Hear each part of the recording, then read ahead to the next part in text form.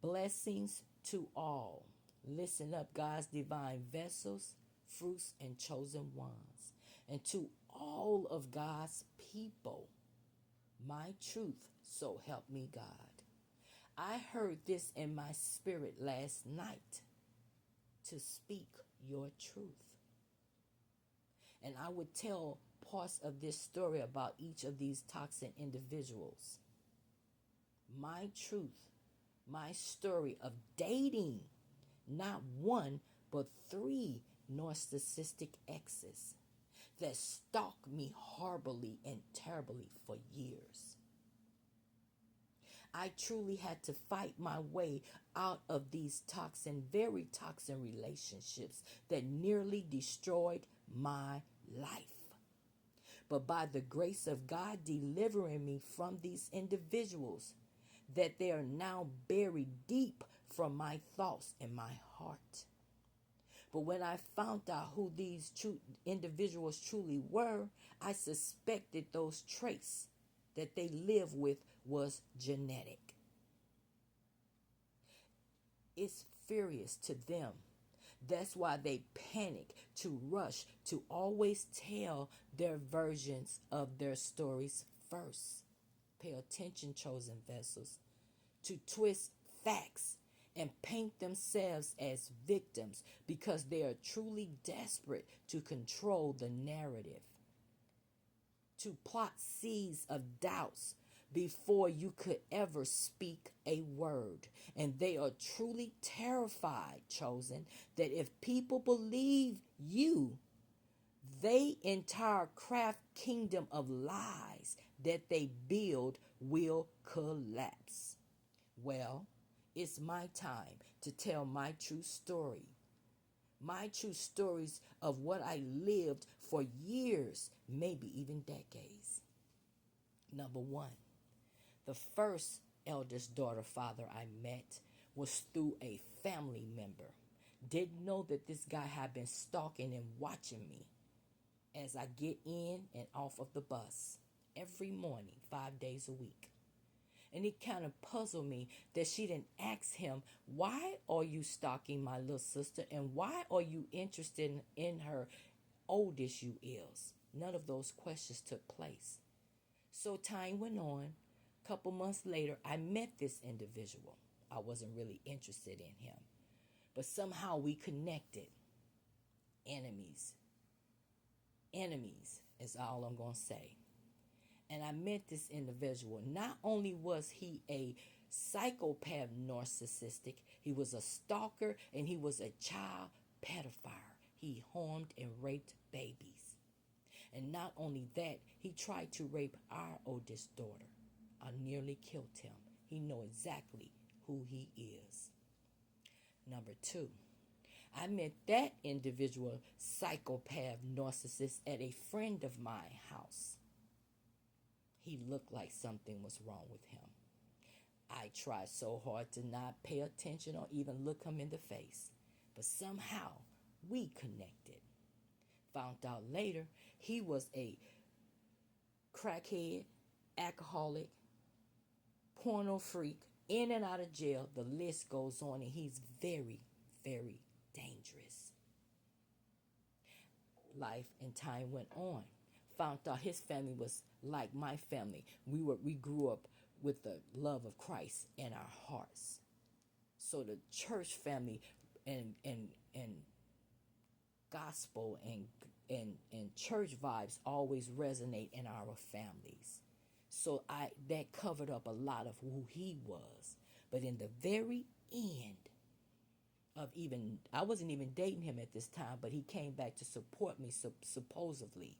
But even in the end time of that time, I last even contact this individual was during the time when I lost my oldest daughter. 3 months after my child's death, he then beats me for 3.5 hours in my apartment. It was only one way out of that apartment. And robbed me. That told me who he was. He's still in jail. He knows exactly who he is. Number three, That individual I met at a little club called Amaracos. I think it was Amaracos, where young individuals go play video games. We dance, we have good times, we eat snacks. They sold snacks, pops, and drinks like that. It was no heavy drugs, no alcohol. It was just a place where young people go have good times. I met him there. Now, mind you, all three of these toxic individuals, I didn't seek them, they seeked me. But I'm still guilty for getting involved, not knowing who I was dealing with. Be careful, people, because you don't want to have babies by these narcissistic narcs. I did. So those traits that they have, which is genetic, were passed over to my seeds. So that's why my kids are genetically narcissistic tied. They have these same traits. And when I tell you they are very toxic, they are very toxic. Not only them, I have some family members that are narcissistic and mentally disturbed. God has removed me from these individuals. He saved my life from these individuals. But this last individual, I met him at this club. And that's how I met him. Life went on. I never dealt with him, never got involved with him when we were young. Years later, he shows back up. This is after the second baby was born. He shows up in my life years later. And I connected with him. We didn't have a seed. And she was the worstest one of them all. Because she the one was the narrative to all of the plots, the premeditated incidents that happened in my life, including my daughter's life insurance policy. A lot of them are very intelligent, but they have a hidden gender. They are very mental insight. And because I knew something was wrong with these individuals, I couldn't point out what they truly was, but I can sense the trouble and the same trace and the repeating of the same cycles. So I knew something was wrong with these individuals. I just didn't know what.